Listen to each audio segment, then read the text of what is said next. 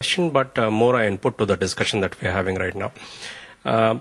Since last 2 days, there has been a lot of talk in terms of, in corporate lingo, that there has been a huge amount of execution gap in this sector.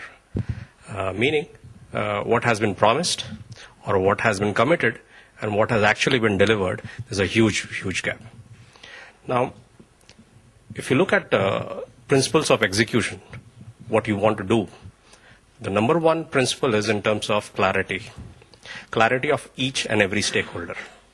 So a stakeholder like a student, what's his clarity of getting into any kind of skill building course? Is he doing it because he's been asked to do so?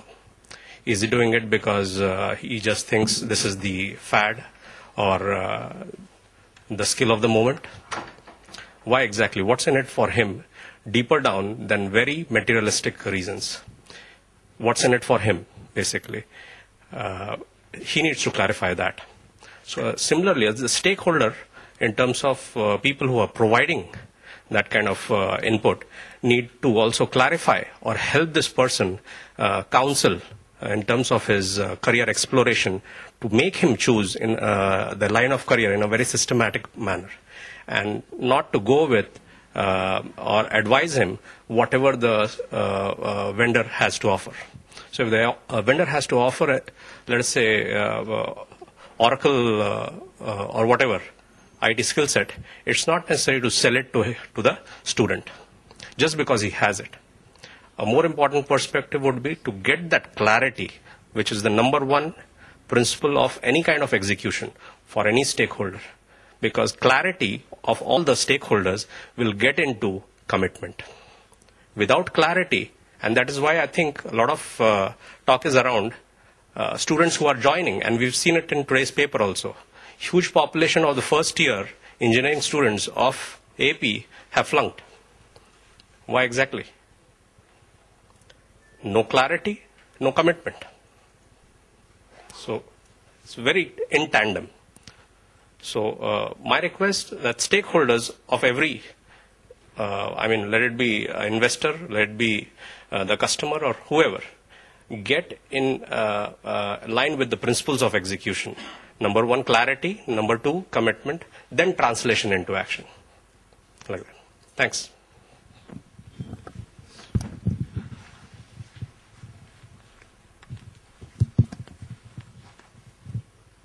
I'm Krishan Khanna. Unfortunately, I was a speaker in the other session, so I could not attend this.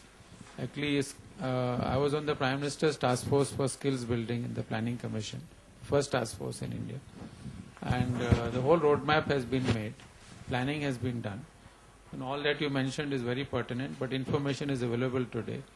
I'll just give you a very short snap of what needs to be done. China has 5 lakh vocational training centers.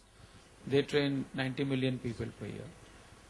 70% of their centers are in rural China. We don't have any center in rural India, although 60% of our workforce of 51 crores is in rural India. In fact, we don't even have courses for rural India.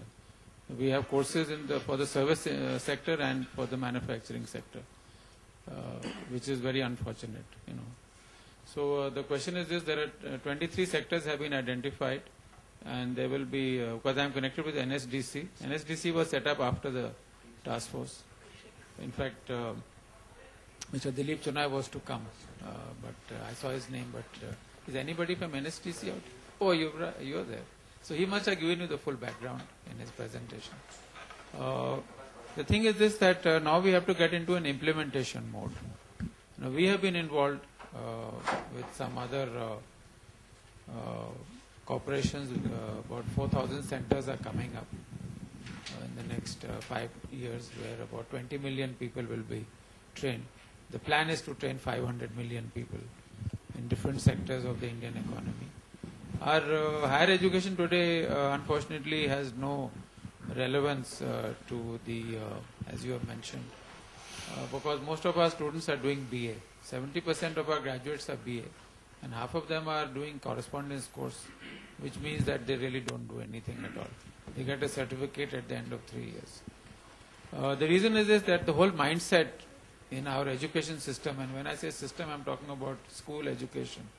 Vocational education has not been put into that system. Entrepreneurship has not been put into that system. Now, in the 11th plan committees of the MHRD and IGNOU, NIOS, AICT, I was in all those committees. So, all that has been put into place. But it will take about 5 years before you start seeing a little change in it. Vocational training is now, they are planning to introduce, I think Mr. Kapil Sibal mentioned as recently as last week, that class 8 onwards, they are going to start introducing some vocational courses. And in fact, 80% of the youth of India should be doing vocational training. In countries like Germany and Japan, where I have lived for nearly 6 years, 20 years ago, 80% used to do it. Today, it's about 60%. But they still get into higher education after doing vocational training. It doesn't mean that if you do vocational training, you are an outcast or something. You can always do higher education later on in life. Today, we have a very peculiar situation where you can get an engineer, but you can't get an electrician. Or you can get a civil engineer, but you can't get a plumber. So the whole role is reversed. Actually, for every one engineering college, there should be 50 vocational training centers. So I will send to the panelists details. Yuvraj, of course, has all my details. But I'll be happy to interact with the panel members and send you more details. Thank you. Yeah. Bala from NIT. I think this implementation issue, we have this Ministry of HRD, which is running the colleges and schools, especially polytechnics, if you remove the, and the whole vocational education is driven traditionally by DGET. You see the certificate course taking there. Now you have NSDC, which has come, I think it's going one level below the classic bottom of the pyramid. I see with this and potato skills sector, the ministry is there, done, industry is coming, because after all, where is the standard going to come? They're going to come from the sectors, automobile.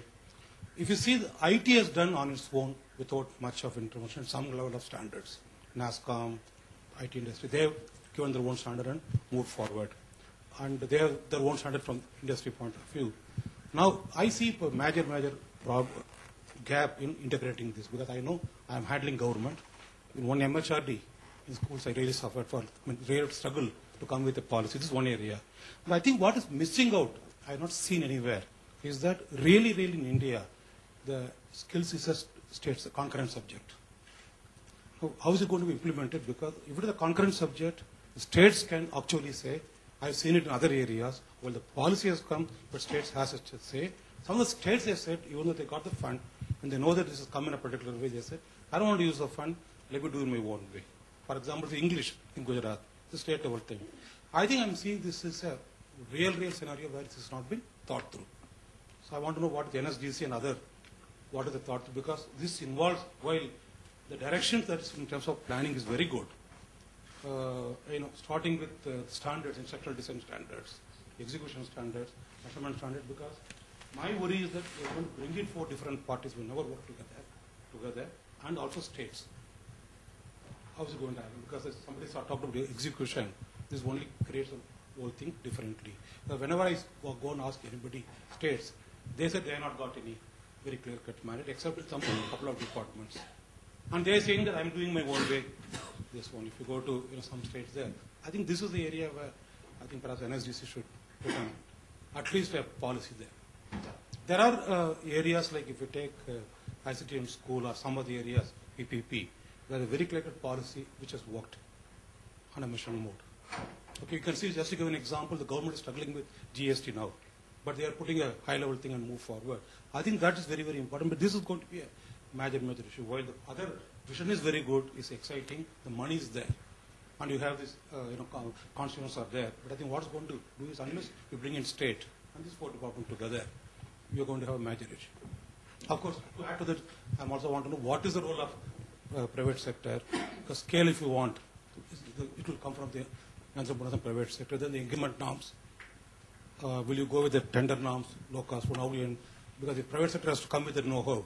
Then they want to have certain protection. These are the issues which will come in the types of skills. Yes, sir. Hello. I'm Malaya from Vizag. The gentleman, I came a bit late. I could not get your name, sir. You have mentioned that NSIC? NSIC. Skill Development Corporation. I mean, 1,000 crores is set apart as a venture capital.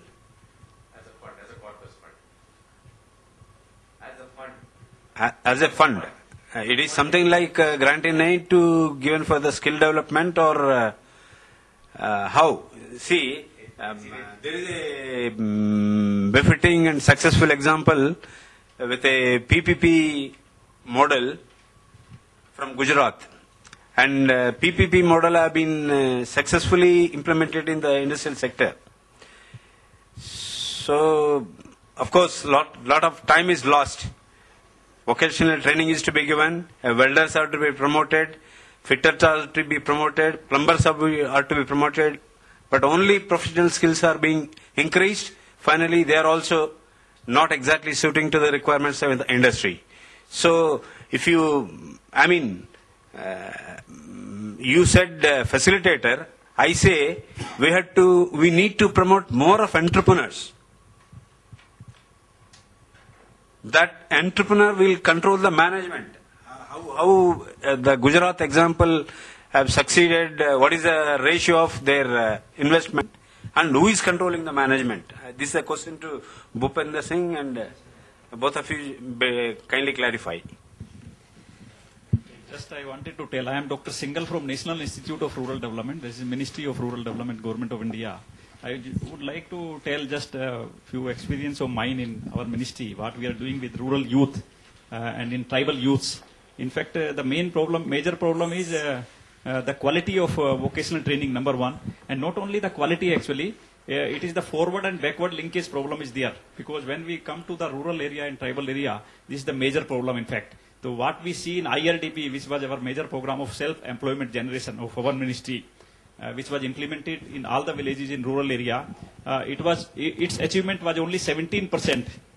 People could come above the poverty line because we have trained youth in TRISEM, and then they could develop something, but they could not get any assistance actually as far concern of coming into self-employment generation. This is number one. Then based on our experience, we have started the self-help movement in our country. And that is also somehow we were having lot of success, but lot of failure was also there. So recently in the last week only we have started, our ministry has started in a very big way, that is National Livelihood Mission, where there is lot of scope is there to get involved this private sector actually. The purpose of this thing is that let us develop this capacity of this rural people, the youth particularly, and the capacity to organize in the whatever way, whether civil society, this self-help group type of movement, and that is started based on our Andhra Pradesh model. I think most of you must be knowing that there are more than 10 lakh self-help group, this mostly being run by the women in Andhra Pradesh, and that has been spread to all over country now. Government is focusing, our ministry is focusing, and there is a detailed guidelines, everything is available of course in our website, and everyone have scope to develop. So my only limited experience is that there are very few successful experiments as far concern of say youth vocational training. Like we are working, our ministry is working now recently, NIRD in my institute. We have been setting up this one vocational training institute